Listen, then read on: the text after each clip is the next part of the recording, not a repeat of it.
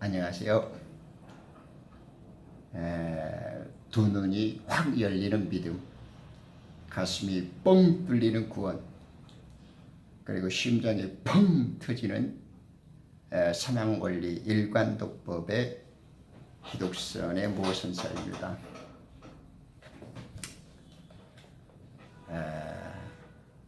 좀 전의 영상에서 이제 사탄의 그 정체, 그가 하늘에서 어떤 역할과 임무를 수행하다가 이 땅에 내어 쫓김을 당했는가,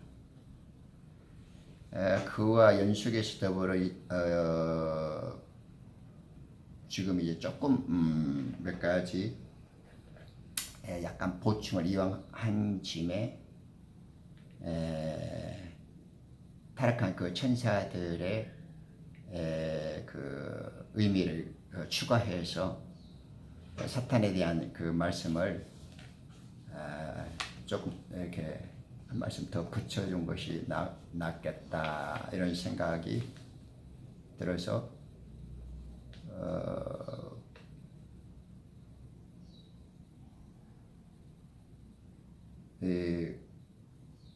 사탄이 이제 어떻게 무슨 일을 이제 창세 전에 하늘 나라에서 이제 했는가, 기본적인 이제 이해는 되셨죠.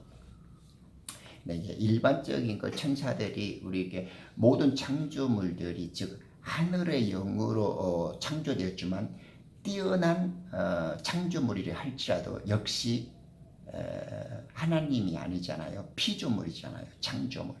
그렇기 때문에 모든 창조물은 하나님 앞에 죄를 지을 수가 있다라는 사실. 그러니까 하늘의 천사들이다 할지라도 완전하거나 뭐 죄를 안 짓는다거나 이런 거 아니라는 거예요. 그죠?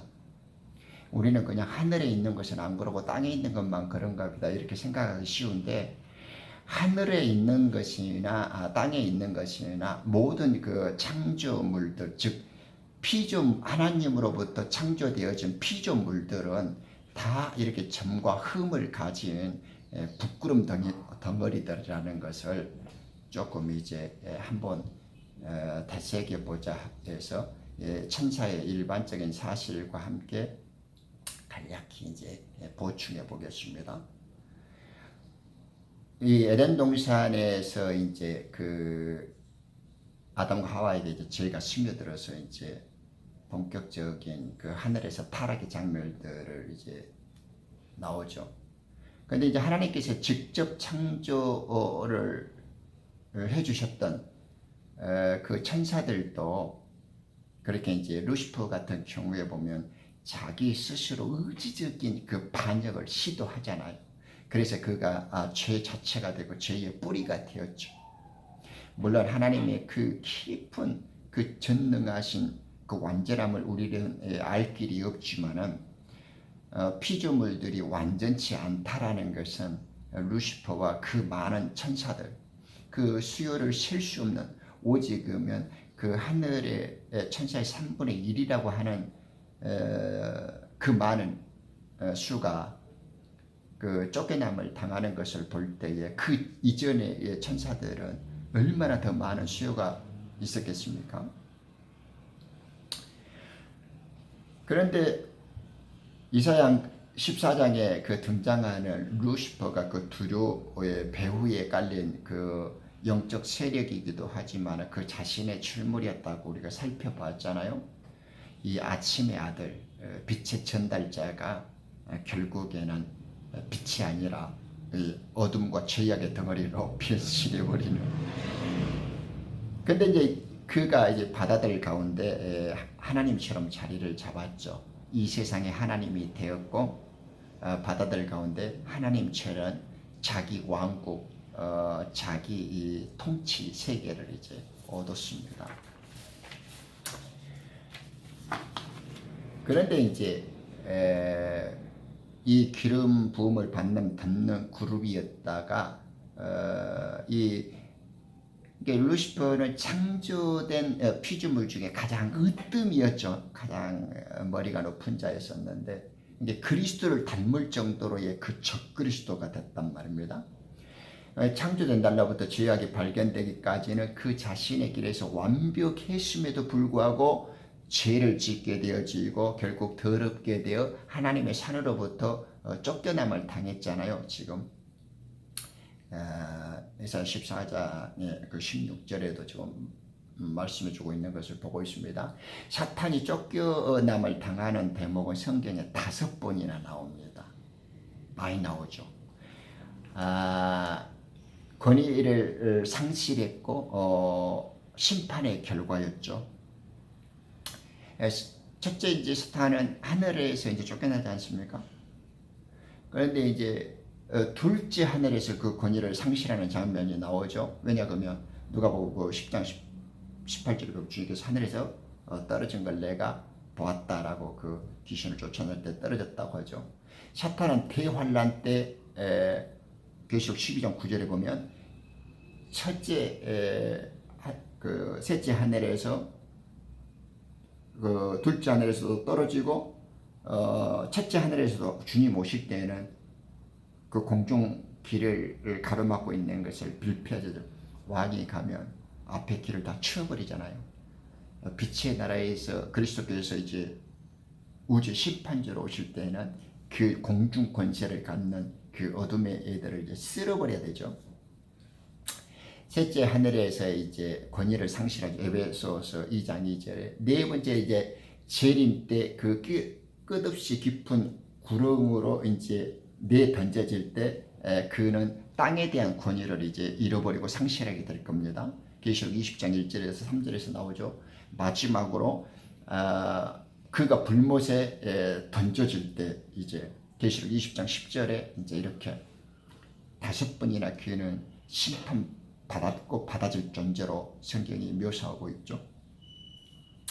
사탄은 지혜가 충만하고 아름다움이 완벽했었습니다. 우리가 살펴보았듯이 기름 부음을 받았던 창조물들 중에 으뜸이었지만 그가 마음속에서 자신이 하나님을 위해 창조되어진 피조 생명체라는 것을 망각했죠. 의지적 배신을 한 거죠.